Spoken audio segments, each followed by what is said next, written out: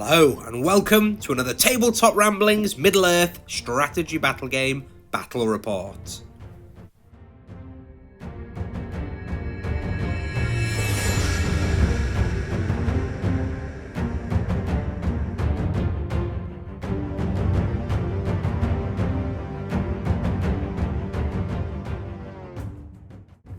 Today's game is between Erebor Reclaimed and the dark powers of Guldur. The Witch King leads the evil force with 9 hunter orcs, 2 with two-handed weapon, 4 with bow, and he's got 5 spear and shield armed Gunderbands, 1 with banner, and then the Slayer of Men with a very similar warband. For the forces of good, we have Thorin, King Under the Mountain, riding goat. He's not got Orcrist, just for points. And he has with him 10 warriors with shield and spear. And then he's also got 2 armed with crossbow. And then there's a captain who's got 9 spear and shield and 1 warrior with a crossbow. For 450 points of Erebor Reclaimed. The scenario today is everyone's least favourite. It's heirlooms of ages past. With those heirlooms scattered around, but only one of them is the real deal. So we've got 1 at the bottom, and then just moving around fairly evenly spread, with 1 in the centre, and a few on the flanks. Heirlooms of Ages Past is a Maelstrom of Battle deployment. It ends at 25%, and whoever has the relic at the end has probably won. There are other victory points for breaking and for wounding the leader, but it all comes down to that relic. So getting lucky in deployment and picking up that relic early in the game is going to be key for our forces achieving victory. As we've said, it's Maelstrom of Battle deployment, which means no one is on the table at the beginning, and after priority, the forces will roll on the Maelstrom table to see where they deploy during their movement phase. So let's get stuck into turn 1 priority. And that priority roll goes to good.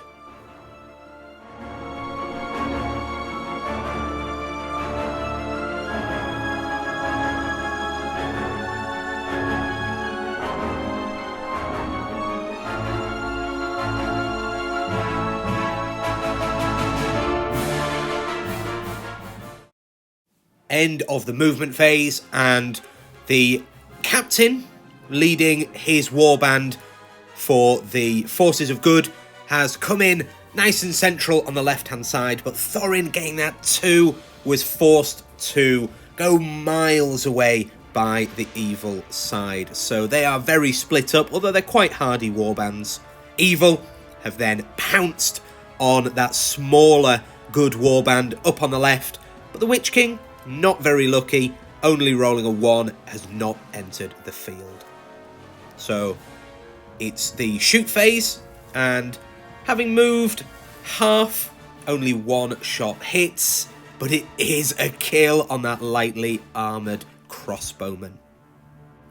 End of the turn, nothing really different from the end of the move phase other than that 1 guy, so we roll for turn 2 priority, and it goes to evil. Good, don't bother with any heroics, so evil have just charged up there, just where they can, nothing too scary. Then the warg goes after an objective. He's just going to go for this one down here, and then on a 6, it is the objective, and it is! Very first one, evil have the objective. The Witch King then rolls a 1 and is not on the board. In Good's move, Thorin just moves all of his guys full tilt towards the relic carrying warg. It's now a race to get that objective. Then up at the top, the forces of good have just tried to pile in where they can, getting those spear supports, and the crossbowman has stayed still, ready to take a shot. As we go into the shoot phase, there's just that 1 shot. He's hitting on 4s, and sadly he misses. Onto combats, and we have the Slayer of Men with that +1 to wound against the forces of good, which is the captain and friend, and the captain and friend easily win. Then, rolling to wound, they kill the Slayer of Men, who only has 1 wound, but will probably return. He's there, been replaced by a token. Then, in the combat phase, the forces of good pushed back on the right-hand side. And then, they're forced to shield a lot of these fights where they're heavily outnumbered, but it doesn't do that guy any good, and he does fall. So, fairly low casualties, but the line of good is breaking. End of turn 2. Good starting to take some casualties and aren't really dishing out any pain in return. The objective is in Evil's hands, but it's very, very exposed. Good looking to run straight onto it, although it is a very mobile objective. So Good sending some of their dwarves around the other side of the central church in the middle. Into turn 3 priority then, and first off we have to roll the dice to see if the objective is transfixing, and it is on the 1. The warg is transfixed. It is, however, evil priority. We then need to roll a dice to see if the Slayer of Men sticks around. Is he going to come back? Yes, he is. He comes back anywhere within 6 inches of where he died, and he comes to try and defend the warg. He then counter-calls a heroic against the captain, but the captain wins. That allows Good to just bog down the forces of evil, try and thin their numbers, and importantly as well, put some weight on that right-hand side, just to make it less likely that the warg will run past them. The end of Evil's move, the Witch King is forced to spend a point of might on his Maelstrom roll to enter where he chooses. And he chooses to come in as close to that warg as possible to secure the objective. While Good, in their move, just plough towards that objective carrying warg, eager to reclaim it for Erebor reclaimed. In his eagerness, Thorin does put himself in line of sight of some bows, but having moved, they all miss. In the combat phase, the captain, fighting off against hunter orcs galore, backed up by spearmen, is not quite able to win naturally, so he spends his last point of might to win that fight. Because it would have taken an awful lot of strength for hits, and he does manage to take one of the guys with him, killing that two-hander who is the gold dice. Then, the Slayer of Men, he is against a 5 high there set from those two and completely botches it. They then don't really want to kill him because he can come back somewhere different, but they might as well go for it, although they are unable to wound him. The rest of the combats go surprisingly well for the forces of Erebor reclaimed. Even this poor trapped guy wins his fight, and along the line, while they do lose a few fights, they manage to kill 2 out of those fights. End of the turn, and with the warg carrying the objective being transfixed, it has definitely opened things up a little bit for the forces of good, and they're starting now to get some kills up at the top, although evil definitely have the advantage at this stage. Let's go into turn 4 priority. First off, the transfix roll on a 1, it's transfixed again, and it's a 2. Very, very close there, but not to be this time. But priority does go to Good. So the Witch King, in range of the warg, calls a heroic, countered by Thorin, but it goes to Evil, which will allow Evil to castle up. Just checking there that he is in range, and he is. Evil have then castled up, trying to put as many bodies between Thorin and co. and the objective as possible. Thorin decides not to charge in recklessly by himself and just waits for his friends to catch up, who are very slow on their stubby 5-inch dwarf movement with no goats. Moving up to the top though, the forces are well and truly engaged, everything getting stuck into combat except for that lowly bowman, who is looking now to take a shot at Thorin. But in true orc fashion, he rolls a 2. into combat, and we have a Gundabad and a Hunter Orc rolling a 6, but the captain and his friend win that on fight value. They then roll to wound, prioritising the Hunter Orc. So the friend fails, then can the captain do it? He needs 4s and kills him, and then it'll be a 5 to kill the Gundabad. So no, he just backs away. We then have the burly two-handed Slayer of Men against the 3 high set by those 2 warriors. He is going to mince them, and that 5 is enough. He pushes the spearman back and slaughters that guy at the front. The warrior fights are fairly inconsequential, with shielding where needed for good, but on the left-hand side they do kill another Hunter Orc. And so this is an overview of the battle, engaging on the top, but still very cautious in the centre. Into turn 5, will the warg get transfixed again? No, not on a 3. It's gone from a 1 to a 2 to a 3. So then rolling for priority, and it's a draw, which swings to evil. Evil then back further into that corner, making it very unlikely that good will ever push through, and then run the Slayer of Men towards the fight and towards Thorin, taunting him. And they've just engaged up at the top as best they can, just to hold back anyone from helping out where the objective is. Good, for their part, give chase, but they are slower than the retreating evil. Then in the shoot phase, 2 guys have shots on Thorin, trying to take his goat from under him, but they miss. Then another 2 at the warriors in front, but they miss as well. We then have another hunter and friend against the captain, but the captain's spearman again wins that fight, and the captain kills the Hunter Orc.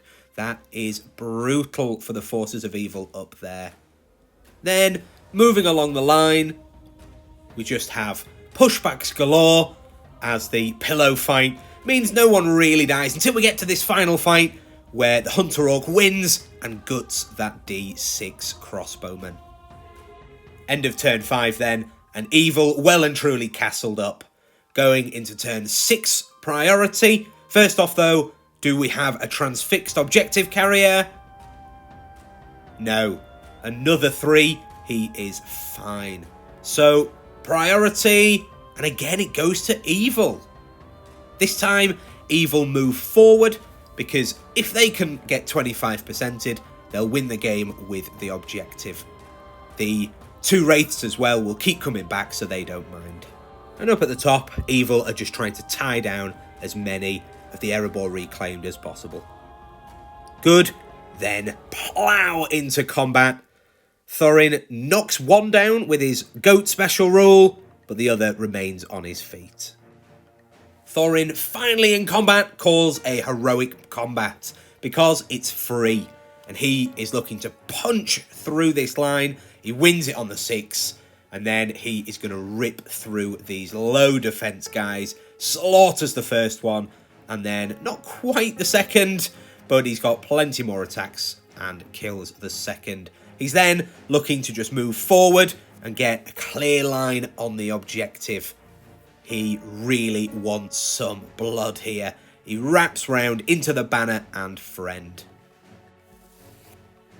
So this next combat with Thorin, he rolls and only gets a 5.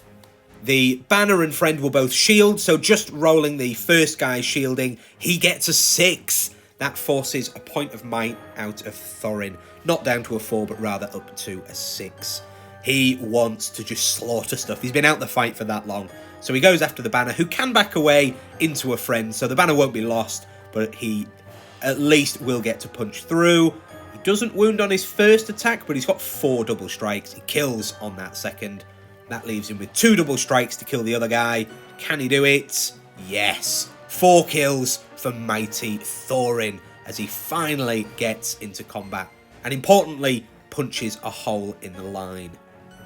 And that hole gets bigger as the dwarves start cutting down the Hunter Orcs, leaving just 2 guys to hold that flank.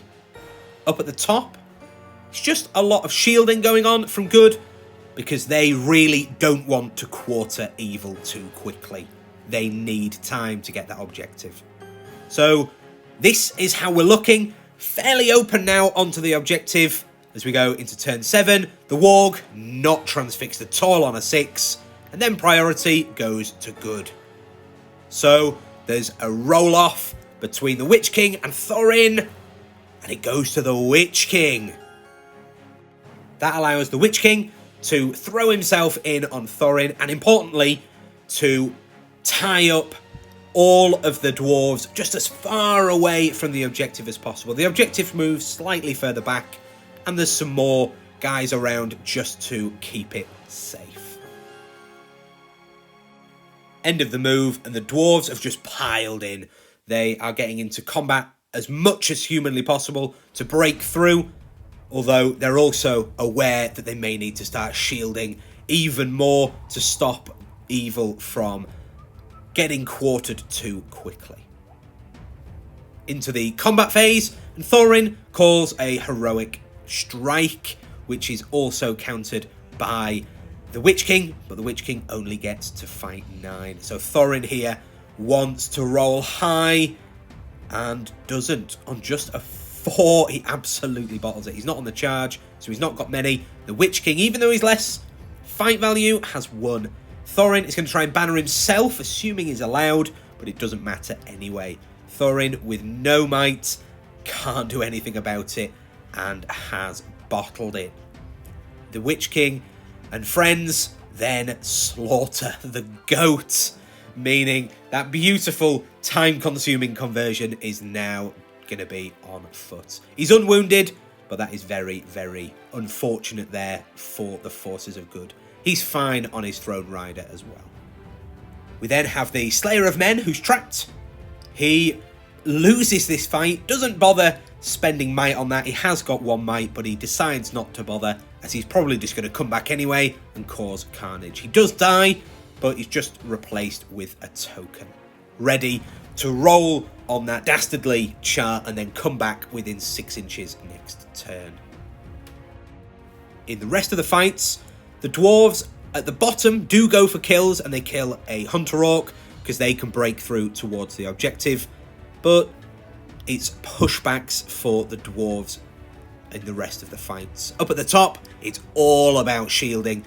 The forces of evil stab in all these fights because they're trying to get themselves killed to end the game with the objective, but they're unable to wound themselves, which is an unfortunate story there for evil.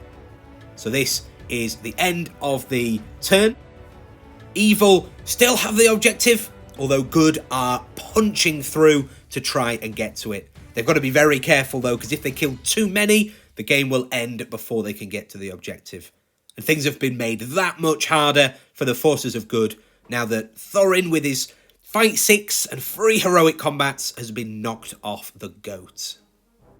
At this stage, there are just 4 warriors of Erebor, or Iron Hills warriors rather, that have been killed, and evil have lost 12 or 13, so they are nearly broken. The tide is turning, but as we say, if evil lose too many, they will still win the game as they'll quarter with the objective. Start of turn 8, and the warg is fine there on a 4. Then priority, and it goes to the forces of good. So rolling for the Slayer of Men, and he gets a 1. So even with his might, he is unable to do anything about that, and he is actually taken off the board as a casualty. That is a blow there for evil. Then good just pile in. Thorin ganks 1 guy with some friends to try and use that heroic combat just to punch through. He was boxed out really, couldn't really do much towards the objective, but the objective equally can't really run away. Up at the top there, good are just moving down. That captain moving towards the objective carrier as well. Then we have the crossbowman, who is fleeing from battle because he can't shield, and we need to be very careful now for good not killing the forces of evil. So, combats, and Thorin calls his heroic combat, wins that nice and easily, and they butcher the warrior that they were facing. Thorin then moves to go after the warrior that will allow him to break through onto the objective. He gets a spear support. Then one of the guys tries to charge the Witch King, but on double ones, he fails. His friend then just moves to form a bit of a block. Staying with Thorin, he is against just that Hunter Orc. Thorin does have a spear support, who gets the 5 already. Thorin himself not quite so good. Then fishing out those dice to make the kill. He's only defense 4, and yeah, that guy goes down.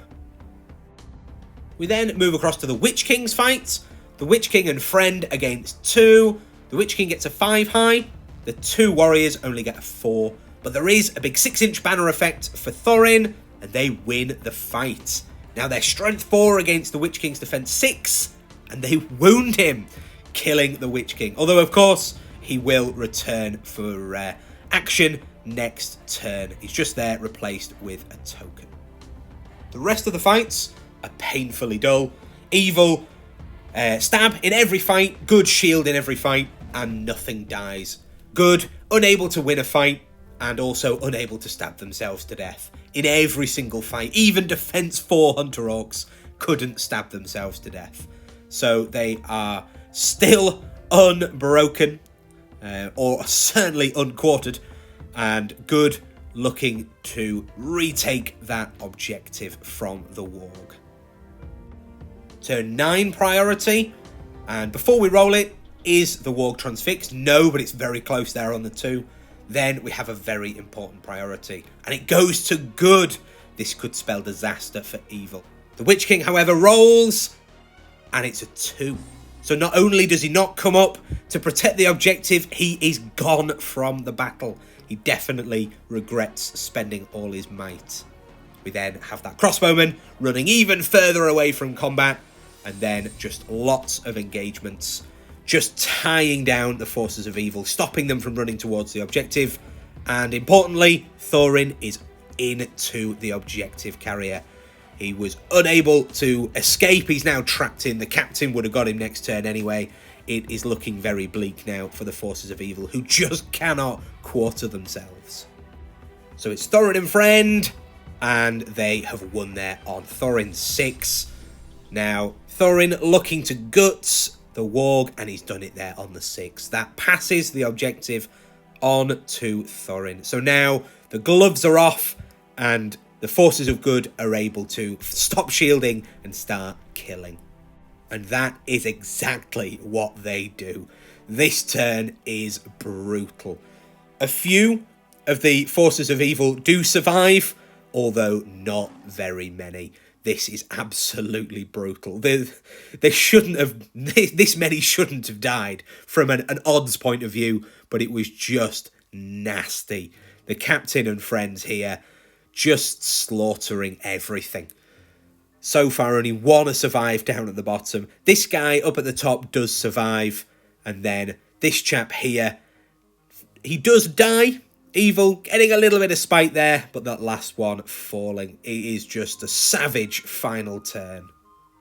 Here then we have an overview of what the board looks like, with Evil fully quartered. This is just a look at the survivors. There are only 4 surviving Evil models. Odds are they shouldn't have lost that many. Normally, they were very unlucky that turn with dice, but either way, it's brutal there from the forces of good. And so with Evil well and truly quartered, the game ends. Now it's obviously a good victory, but counting up those victory points, we have 6 for having the objective stolen in that final turn. And then we have 2 for breaking the enemy and being unbroken. A further 2 for killing the enemy leader. The other 2 victory points available are for banner, which good don't have. The banner effect from Thorin doesn't count. So it is a 10-0 victory to good.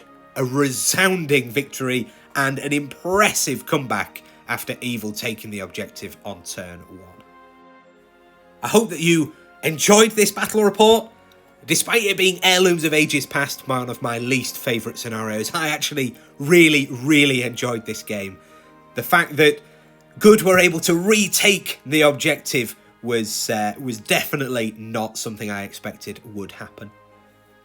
Thank you again for watching, and please do comment below and do like this video. It really helps the channel out, and do subscribe as well if you like what you've seen here. There are lots of videos already and battle reports coming thick and fast. Do hit that bell as well so that you're notified of future videos, and why not check out the Tabletop Ramblings Facebook page as well for all little snippets and news, as well as sneak previews of future content. So again, thank you very much for watching, and I'll see you next time.